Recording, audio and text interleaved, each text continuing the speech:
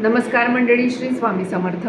आज आपण एक अतिशय गूढ पण प्रत्येक स्वामी भक्तांच्या मनाला स्पर्श करणारा विषय जाणून घेणार आहोत.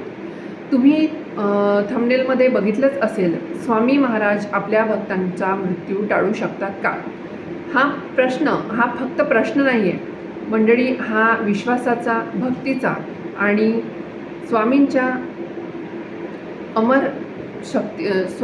अमर शक्तीचा विषय आहे.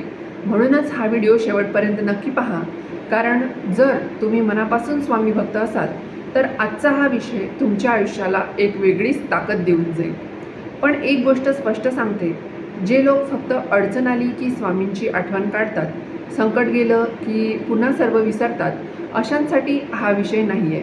कारण खरी भक्ती म्हणजे गरज संपली तरी स्वामींचं नाम न सोडणं असं आहे.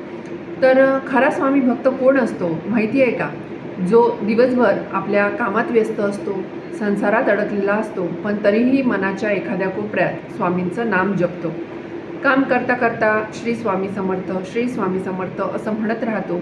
कधी सेवा कमी पडली तर रात्री स्वतःलाच खंत वाटते, आज महाराजांचं नावही नीट घेऊ शकलो नाही, आणि मनातून स्वामींची माफी मागतो. तोच खरा स्वामी भक्त असतो मंडळी.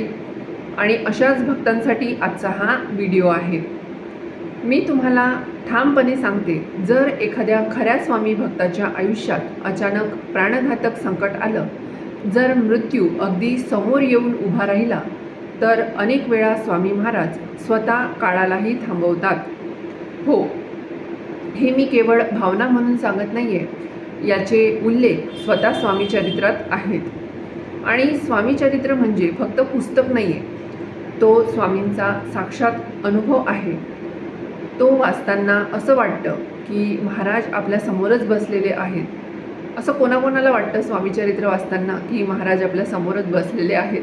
ज्यांना असं वाटत असेल ना, त्यांनी कमेंट बॉक्समध्ये हो नक्की टाईप करा. स्वामी चरित्र सारामृतातील 9व्या अध्यायामध्ये एक प्रसंग सांगितला गेलेला आहे. शंकरराव नावाचे एक स्वामी भक्त होते. त्यांच्याकडे संपत्ती होती, संसार होता, सर्व काही होतं, पण अचानक त्यांना भयंकर बाधा सुरू झाली.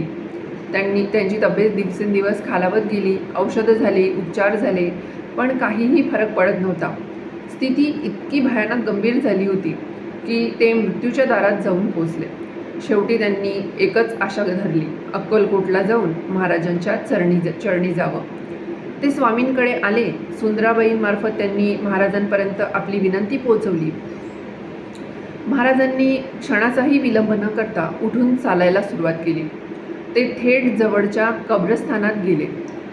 तिथे एका नव्या कबरीजवळ जाऊन स्वतः काही क्षण त्या कबरीत झोपले आणि लगेच उठून परत आले.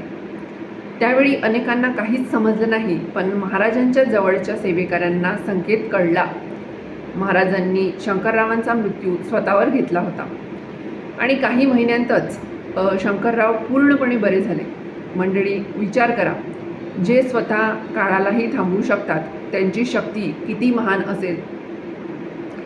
असाच दुसरा प्रसंग अध्याय क्रमांक 19 मध्ये येतो. तात्या भोसले नावाचे महाराजांचे निष्ठावान भक्त होते.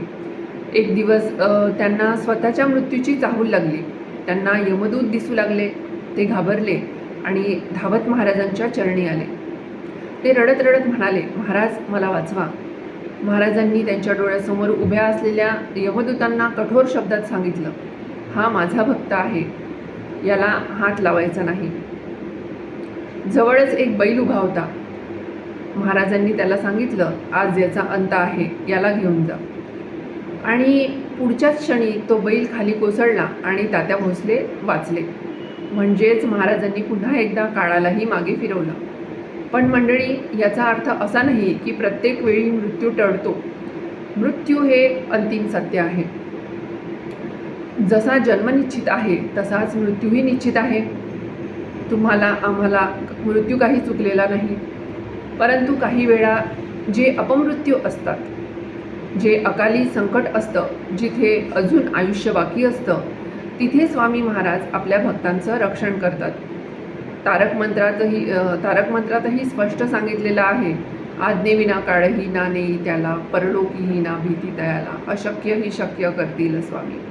म्हणजे महाराजांची परवानगी नसताना काळसुद्धा त्यांच्या भक्ताला स्पर्श करू शकत नाही. म्हणूनच मंडळी, स्वामी सेवा ही फक्त पूजा नाही आहे, ही एक सुरक्षा कवच आहे.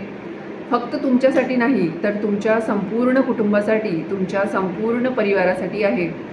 आजच्या काळात आपल्या लेकरांचं, आपल्या आईवडिलांचं, संसाराचं रक्षण कोण करणार? तर स्वामींची कृपा आणि त्यांचं नामस्मरण. म्हणून वेळ मिळेल तसं स्वामींचं नाव घ्या, स्वामींची नित्यसेवा चालू करा, मनापासून त्यांना हाक मारा, कारण खरी भक्ती कधीच वाया जात नाही. व्हिडिओ आवडला असेल तर कमेंटमध्ये नक्की सांगा आणि श्री स्वामी समर्थ लिहायला विसरू नका. आणि अशाच स्वामीचरित्रातील अद्भुत घटना आणि आपल्या स्वामींबद्दल, स्वामींच्या सेवेबद्दलची माहिती, त्याचसोबत सणवार व्रतवैकल्यबद्दलची माहिती, नवनवीन माहिती जाणून घेण्यासाठी आपल्या आम्ही अमरावतीकर या चॅनलला सबस्क्राईब करायला विसरू नका. आणि पुन्हा भेटूया पुढच्या व्हिडिओमध्ये. तोपर्यंत स्वामी सेवा करत राहा. श्री स्वामी समर्थ. जय जय स्वामी समर्थ. धन्यवाद.